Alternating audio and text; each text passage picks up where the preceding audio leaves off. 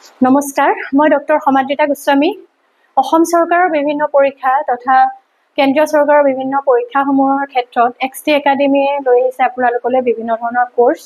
আজি আমি এক্সটি একাডেমীৰ তৰফৰ পৰা আজি আমি এটা বস্তু শিকিবলৈ গৈ আছোঁ।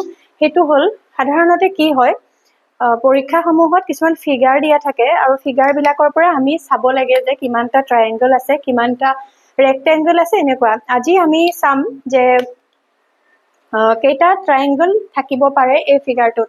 কেতিয়াবা এনেকৈ ফিগাৰটো এনেকৈ থাকে আৰু তাতে কিছুমান কেইবাটাও ত্ৰিভুজ থাকে।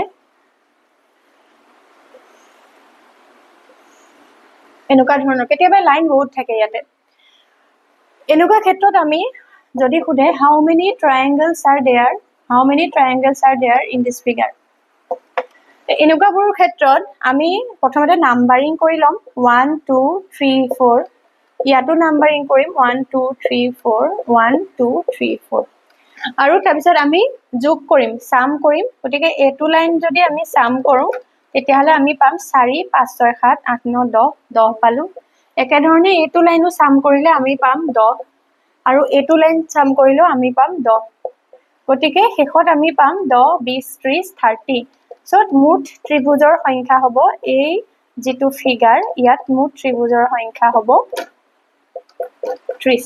গতিকে এইটো এটা সাধাৰণ উপায় যিটো নেকি আমি ব্যৱহাৰ কৰি পেলাই আমি খুব কম সময়ত আমি নাম্বাৰ অফ ট্ৰায়েংগলছ উলিয়াব পাৰোঁ। যদি ভিডিঅ'টো ভাল পাইছে তেতিয়াহ'লে লগৰ বন্ধু বান্ধৱীৰ সৈতে শ্বেয়াৰ কৰিব বুলি আশা কৰিলোঁ। ধন্যবাদ।